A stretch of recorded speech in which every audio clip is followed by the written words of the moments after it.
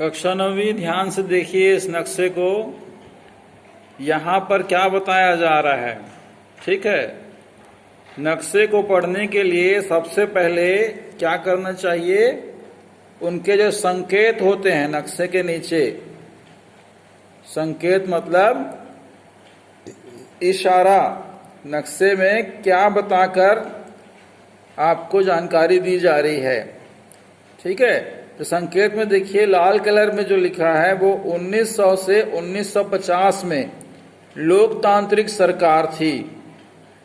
मतलब 1900 से 1950 के बीच में यहाँ पर पूर्व में ही लोकतांत्रिक सरकार का गठन होना शुरू हो गया था, ठीक है। ये देखिए पूरा विश्व का नक्शा है। ये जो लाल कलर का स्थान दिख रहा है वहाँ पर लोकतांत्रिक सरकार का गठन होना शुरू हो गया था।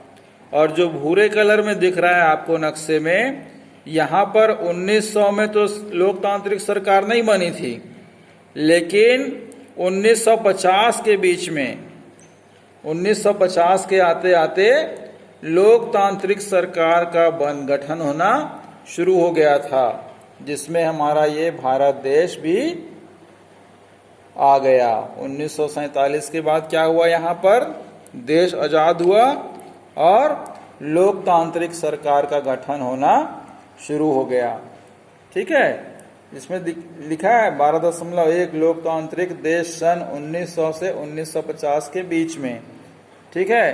अब नीचे के नक्शे पर ध्यान दीजिएगा, किस तरीके से पूरा विश्व लोकतांत्रिक देश के रूप में बढ़ते जा रहा है, ठीक है।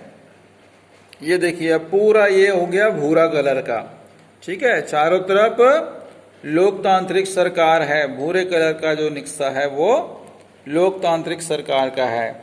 ये कहाँ से कब तक हुआ, 1950 से 1975 के बीच में इस प्रकार का परिवर्तन आया, ठीक है।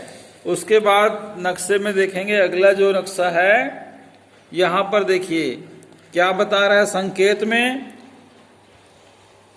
2011 में लोकतांत्रिक सरकारें, पूरे स्थान पे लोकतांत्रिक सरकार का गठन हो गया। और नीला कलर क्या बता रहा है, लोकतंत्र के लिए प्रक्रियाधीन देश, ठीक है। ये दो स्थान ऐसे हैं जो लोकतंत्र के लिए 2011 के करीब करीब प्रक्रिया में थे, ठीक है। अब वहां भी हो सकता है लोकतांत्रिक सरकार का गठन हो गया हो। प्रक्रिया में थे 2011 में, किसके, लोकतांत्रिक सरकार के रूप में।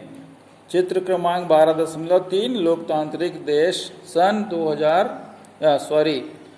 1975 से 2000 में, ठीक है। और नीला कलर क्या है, लोकतंत्र के लिए प्रक्रिया, मतलब उस प्रकार से सांचे में ढलने के लिए प्रक्रिया में शामिल थे, ठीक है। ये हो गया आपका क्या, लोकतांत्रिक देश की संरचना किस किस प्रकार से विश्व में आगे बढ़ी,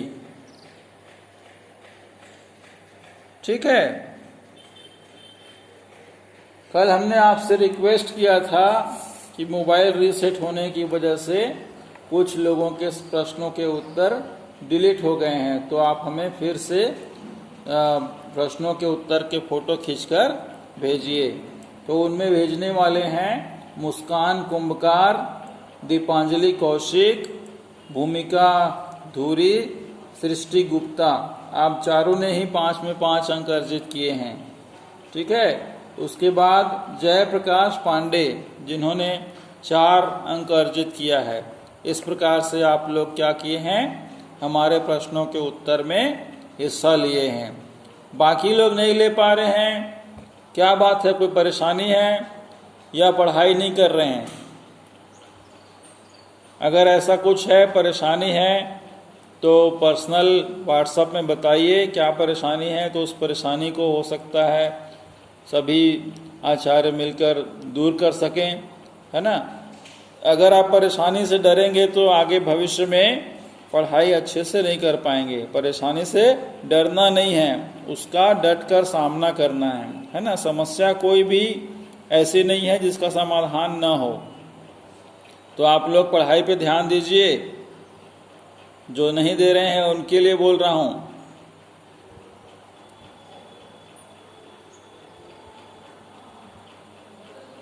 चलिए अगला प्रश्न देखिए, पेज क्रमांक 193, 94, 95 और 96। इन पृष्ठ पर ही आपको प्रश्न के उत्तर, हमारे द्वारा पूछे गए सवालों के जवाब मिलेंगे। सभी प्रश्न खाली स्थान वाले हैं। खाली स्थान में आपको क्या भरना है वो आपको लिखना है, ठीक है।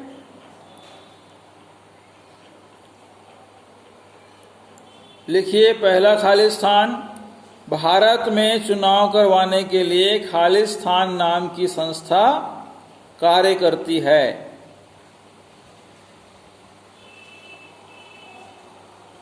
ठीक है।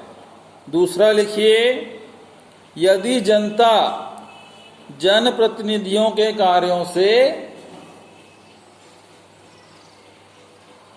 खालिस्तान न हो तो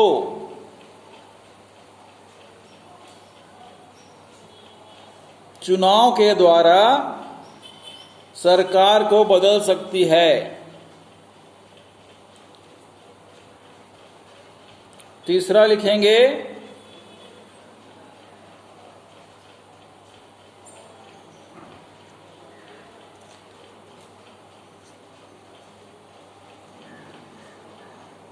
खालिस्तान सरकार किसी के प्रति उत्तरदायी नहीं होती है।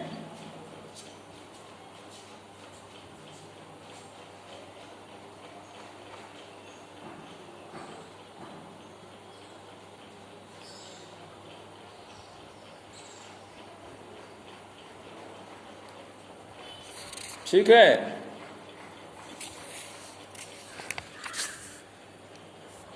अगला और चौथा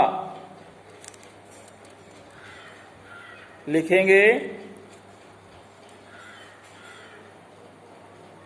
देश के बड़े खालिस्तान और खालिस्तान को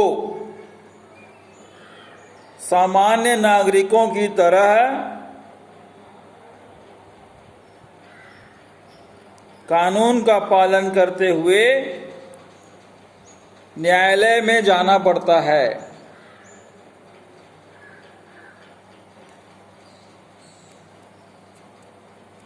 पांचवा लिखेंगे,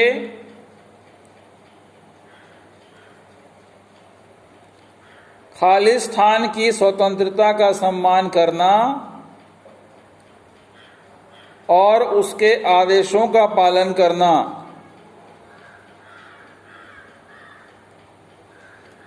शासन और खालिस्तान का दायित्व होता है। इन प्रश्नों के उत्तर आप हमें अगले दिन 11 बजे तक निश्चित रूप से लिखकर अच्छी राइटिंग में उसकी तस्वीर खींचकर हमें व्यक्तिगत नंबर पे व्हाट्सएप करेंगे। ठीक है। आज के लिए इतना ही। धन्यवाद।